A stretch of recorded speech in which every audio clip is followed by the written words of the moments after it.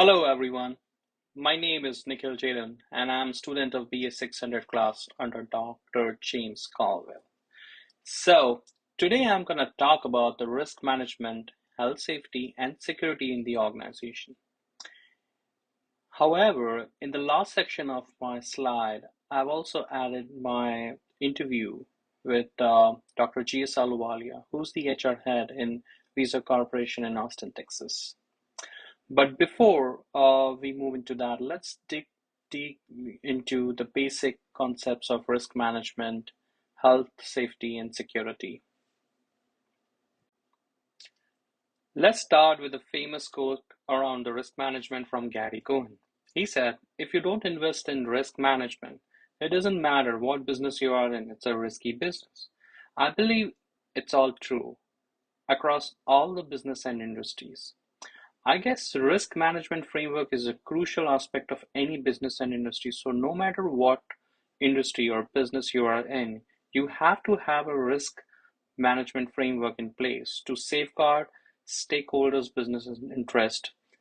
So let's move on to our next slide.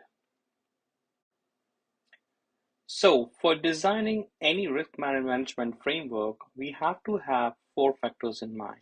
First, how big is the threat to our organization? Second, how likely is the threat to occur? And the third, what options do we have to reduce its impact? And the fourth and the most important, what is the preferred action to prevent the losses? These factors are really crucial to determine and design your risk management framework. But before designing any framework, you have to have the assessment in place so that your risk can be defined and you have a plan and framework to mitigate that risk. Risk management is basically a responsibility to consider physical, human, and financial factors to protect both organization individual interest. And that is completely true for any organization irrespective of their industry type. In United States, most of the companies engage HR department for the prevention, minimization, and elimination of risk at workplace.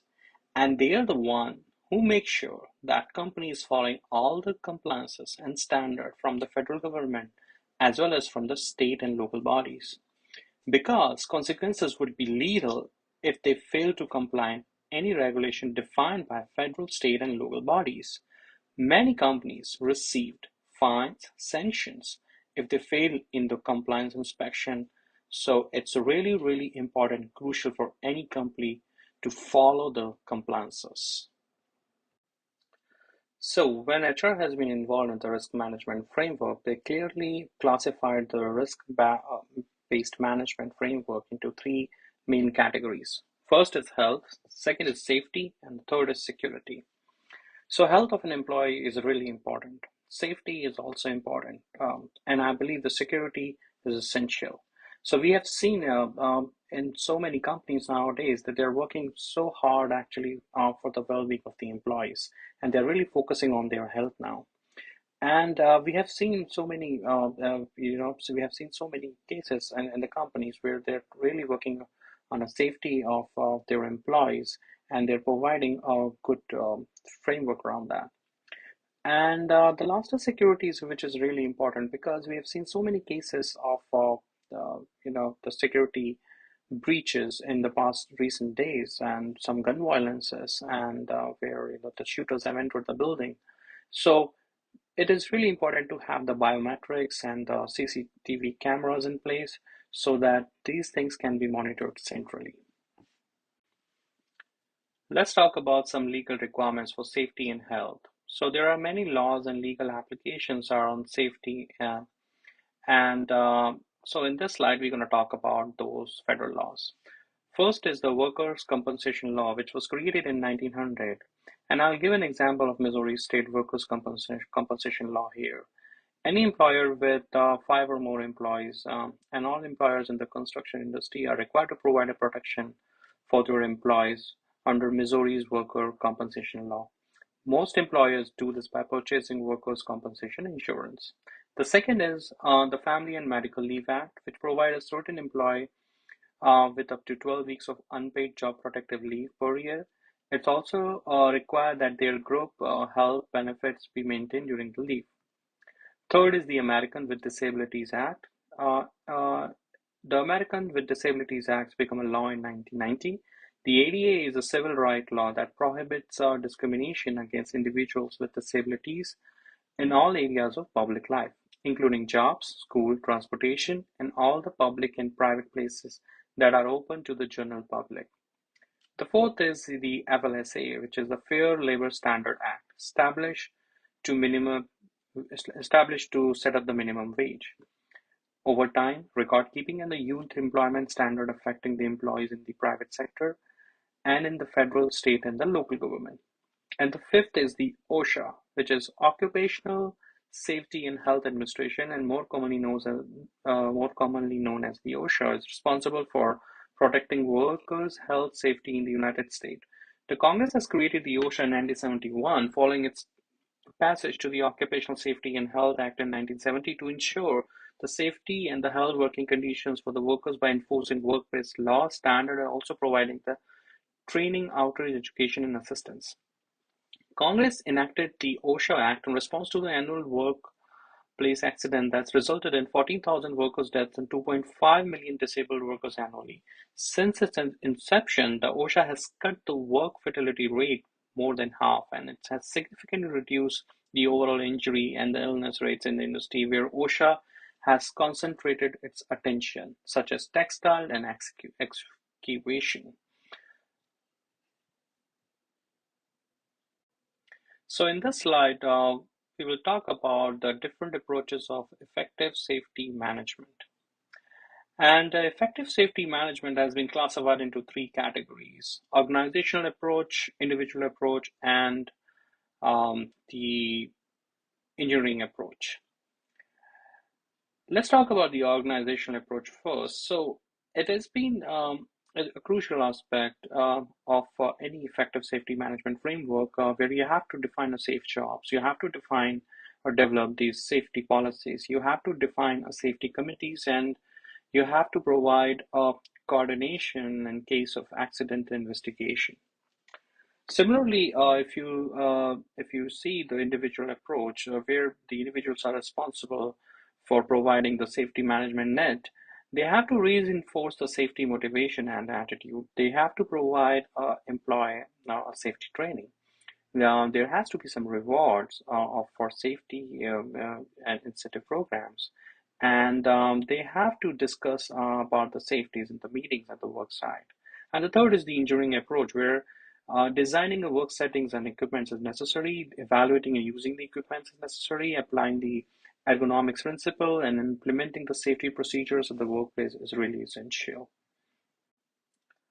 So for this exercise, I interviewed Mr. G.S. Ahluwalia, who's a global people business partner in Visa Technologies, and he's located in Austin, Texas. I asked him many questions, and he responded very well and covered most of the aspect of health, safety, and security. So here are some insights from my interview with him. So my first question was, how's Visa health, safety, and security frameworks look like? So he responded that Visa has developed a safety manual and helped to comply with all the applicable occupational safety and health regulations in North America. And the main goal of the program to prevent the accident, injuries, illness in the workplace. All members of the senior management are responsible for safety and health at the workplace. In addition, that each member is also responsible for the following. They're responsible for allocating resources necessary to provide a safe working environment at Visa, providing leadership by active participation and demonstrated interest in the health, safety, and environmental programs. Approving safety and health policies is also important. They have created several different roles and dedicated to, just for the health, security, and safety measures. As you can see, that roles are Vice President, Director, Facilities, and Human Resources. They are just dedicated to just for this initiative, and each role has defined roles and responsibility for this initiative. In his interview, he also highlighted how important is to define the hazard assessment and control, and how the identification is really crucial for the company. Visa always conduct regular and skilled inspections to verify the safety and health compliances, to evaluate the conditions, and to document the survey of the workplace hazard. In case of accident, they have a certain framework in place to define the claims, where they run the accident investigation, accident responses, and corrective action processes are in place. They have a medical evaluation process. They also define the accommodating the medical restrictions. They also define the policies and framework around the chemical spill response. Visa has also created the staff and management communication policy, and in this policy, the staff safety concerns and compliances has been defined. The communication of that policy to all the employees is really important, and they're taking care of it very well. That's what Mr. G. S. Ahluwalia shared. And he also shared his experiences with the staff training, and how they are informing the staff about those policies and the compliances.